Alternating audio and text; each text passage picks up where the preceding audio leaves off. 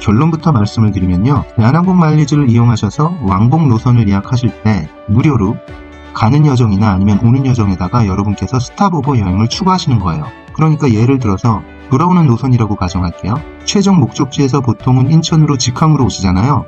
근데 바로 오지 말고 중간에 만약에 여러분들께서 추가로 여행을 하고 싶은 곳이 계시다면 거기서 도중 체류를 하시는 거예요. 스탑오버를 하시면서 며칠이건 간에 원하시는 만큼 체류를 하시고 그 다음에 인천으로 돌아온다는 거죠.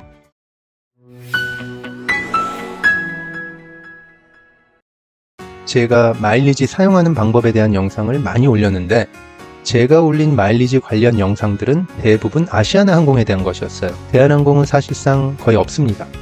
그 이유가 몇 가지가 있는데, 일단 대한항공이나 아시아나항공이나 본인들의 항공권을 마일리지로 쓰는 부분은 거의 비슷해요. 약간의 차이가 있기는 하지만 사실상 큰 차이는 없습니다.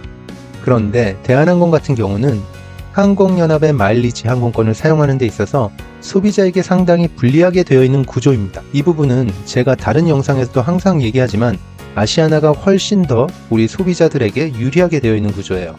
가장 큰 게 유료 할증료 부분이고, 또 다른 큰 부분 중에 하나는 대한항공 같은 경우는 스카이팀 항공권을 편도 발권을 못하게 해놨어요. 무조건 왕복으로만 발권할 수 있게 되어 있는 구조로 만들어놨습니다.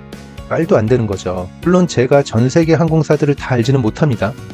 그렇지만 최소한 제가 아는 항공사들 중에서 본인들의 항공연합의 항공권을 마일리지로 발권할 때 편도 발권 안 시켜주는 항공사는 대한항공밖에 저는 못 봤어요. 그렇다고 해도 대한항공 마일리지를 가지신 소비자가 잘못한 건 아니잖아요. 우리 소비자들 입장에서는 어쩔 수는 없지만 그 시스템 안에서 그나마 효율적으로 쓰는 게 좋은 거니까요. 그래서 오늘 영상에서는 대한항공 마일리지를 많이 가지고 계시는 분들께서 이런 방법으로 마일리지를 쓴다면 좀 더 효율적으로 쓰시지 않을까 해서 영상을 만들어 봤어요. 참고로 제 주변에 대한항공 마일리지를 가진 지인들한테 이 방법에 대해서 아는지 물어보니까 대부분 다 모르더라고요. 그래서 혹시나 이 영상을 시청하시는 분들 중에서도 모르는 분이 계시다면 도움이 될 것 같아서 영상을 준비했습니다. 그럼 도대체 이 방법이 뭐길래 그리 서론이 길었냐 하면, 바로 대한항공의 마일리지로 항공권을 예매할 때 무료로 일정 중간에 스탑오버 여행을 추가하는 방법에 대한 것입니다. 일단 이 방법을 설명드리기에 앞서서 혹시라도 스탑오버 여행이 뭔지 모르시는 분이 계실 수도 있으니까 간략히 설명을 드리면요. 우리가 최종 목적지로 가는 와중에 중간 기착지를 거쳐서 가는 경우 이 중간 기착지에서 24시간 이상을 체류하는 경우를 스탑오버, 또 다른 표현으로는 도중 체류라고 하고요. 참고로 24시간 이하로 체류하는 경우는 레이오버라고 합니다. 그러면 먼저 대한항공 홈페이지에서 마일리지 예약창으로 가볼게요. 그리고 거기서 일반적으로 예약할 때랑 방금 말씀드린 무료 스탑오버를 추가해서 예약할 때 차이를 보여드리겠습니다. 우리가 인천에서 미국 시카고로 가는 마일리지 항공권을 예매한다고 치면 일단 출발지에 인천, 그리고 목적지에 시카고를 설정한 후에 언제 갈지 날짜를 정하고 검색을 합니다. 그러면 이 경우에는 필요한 총 마일이 7만 마일이고 유료할증료를 포함한 모든 세금은 44만 3천 원이 나오네요.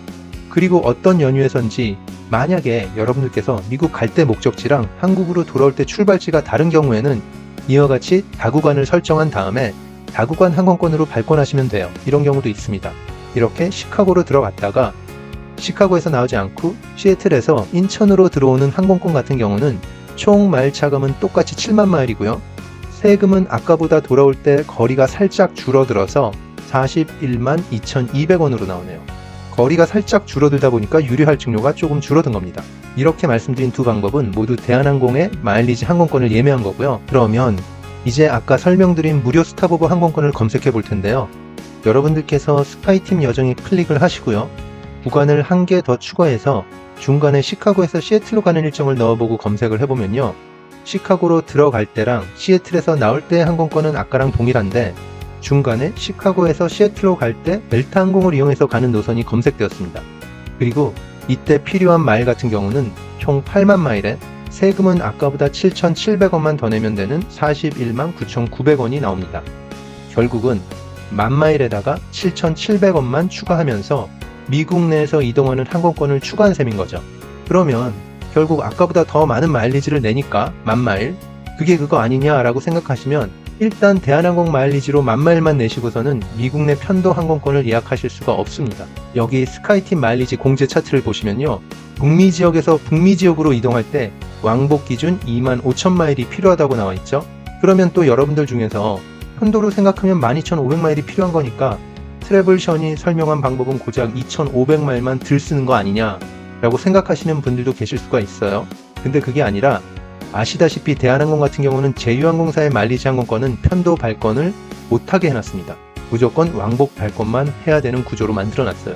이건 제가 전화로도 다시 한번 확인을 해본 거고요. 편도로 쓰고 싶으면 왕복으로 끊은 후에 편도 구간만 이용해라 라고 저한테 말을 하더라고요. 그래서 절대로 대한항공 마일리지로 스카이팀 항공권을 편도로 쓰시면 안 되는 거예요. 엄청 손해를 봅니다. 그런데 웬일인지 대한항공 같은 경우는 이렇게 시카고에서 인천으로 들어가는 중간에 시애틀에서 스탑오버를 하게 돼도 아주 적은 세금인 7,700원만 추가하면 되는 구조로 만들어줬더라고요. 꽤 쓸만한 시스템이죠. 여기서 7만 마일이 아니고 8만 마일이 든 이유는요. 마일리지 차감 기준이 스카이팀 항공권으로 되어 있어서 그런 거예요. 그래서 발권 기준이 대한항공 보너스 항공권인 7만 마일이 아니라 스카이팀 보너스 항공권인 8만 마일이라서 8만 마일이 차감된 겁니다. 그러니까 중간에 한 해의 노선을 끼워 넣어서 10,000마일을 더 낸 게 아니고요. 이 예약 방법 같은 경우는 스카이팀 예약이기에 10,000마일을 더 낸 거예요. 다시 말하면 공짜로 마일 차감 없이 중간에 항공권 하나가 추가가 된 거죠. 다른 예를 더 보여드릴게요. 저 같은 경우 이 두 번째 예가 무료 스탑오버의 혜택에 대해서 실감이 나게 느껴지는 일정이더라고요. 이번에는 유럽행 항공권을 예매할 때 돌아오는 항공편에 무료 스탑오버를 통해서 베트남에서 추가 여행을 할 수 있게 하는 일정입니다. 보시는 것처럼 9월 19일에 인천에서 네덜란드의 암스테르담으로 들어가고요.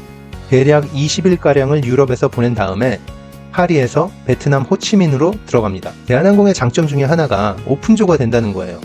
오픈조가 뭐냐면 이 일정에서 보시는 것처럼 암스테르담에 도착을 해도 그 다음 비행을 암스테르담이 아닌 다른 공항에서, 그러니까 이 경우는 파리죠, 프랑스, 다음 항공편을 시작하는 것을 오픈조라고 합니다.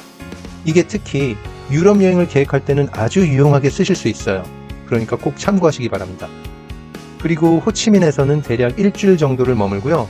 10월 16일에 인천으로 돌아오는 일정으로 짜봤습니다. 이렇게 해서 검색을 해보면 차감되는 마일은 총 8만 마일이고요. 유류 할증료를 포함한 세금은 49만 5,700원이 나오네요. 참고로 인천에서 암스테르담으로 가는 노선 같은 경우는 대한항공도 검색이 되고요. 네덜란드 항공사인 KLM도 검색이 돼서 둘 다 한번 설정을 해봤는데 차감 마일이랑 총 세금은 동일하게 나왔어요. 어느 항공사를 선택할지는 개인의 기호에 따라서 결정하시면 되는 겁니다. 혹시나 유럽을 가면서 굳이 베트남을 볼 필요는 없고 나 같은 경우는 다른 한 번의 스탑오버 항공권을 유럽에서 쓰고 싶은 분이 계실 수도 있잖아요. 그래서 또 하나의 일정을 확인해 봤습니다. 이번에는 아까랑 동일하게 암스테르담으로 들어가는 일정에서 중간 일정을 파리에서 베트남으로 가지 않고 파리에서 이태리 밀라노로 들어가는 일정으로 만들어 봤어요. 이 일정 역시 총 8만 마일에 세금은 47만 3,900원으로 나왔습니다. 이 일정 같은 경우에는 유럽을 여러 군데 보고 싶으실 때 한쪽을 쫙 돌고 나서 다른 쪽으로 이동을 할 때 공짜로 비행기를 타고 가면 되는 거라고 보시면 되고요. 노선 같은 경우는 여러분들께서 아주 다양하게 짜보실 수 있습니다. 자, 이렇게 대한항공 마일리지를 이용해서 무료로 스탑오버 항공권을 추가하는 방법을 보여드렸는데 개인적으로는 살짝 아쉬운 게 아시아나의 스타얼라이언스 항공권처럼 대한항공도 세금 정책을 항공연합의 원래 항공사랑 동일하게 해놨으면 일부 항공사 같은 경우는 유료 할증료가 없거든요. 그런 항공사를 이용할 때는 세금이 최소화될 수도 있었을 텐데 라는 아쉬움은 좀 남더라고요. 뭐 그거는 어쩔 수 없지만 이렇게 무료 스탑오버를 추가하는 방법 같은 경우는 아시아나 항공에서는 안 됩니다. 대한항공에서만 돼요. 그러니까 꽤 괜찮은 방법이고요. 그래서 오늘 여러분들에게 영상을 통해 소개를 드렸습니다. 제가 보여드린 일정 같은 경우는 그냥 참고 일정일 뿐이니까 이 방법으로 여러분들께서 대한항공 마일리지를 발권하실 때요. 좀 더 효율적으로 가성비 있게 여행 일정을 추가하셔서 사용해 보시기를 권장드립니다. 오늘도 끝까지 시청해 주셔서 감사드리고요. 구독과 좋아요는 제게 큰 힘이 됩니다. 모두들 즐거운 여행 되십시오. 감사합니다.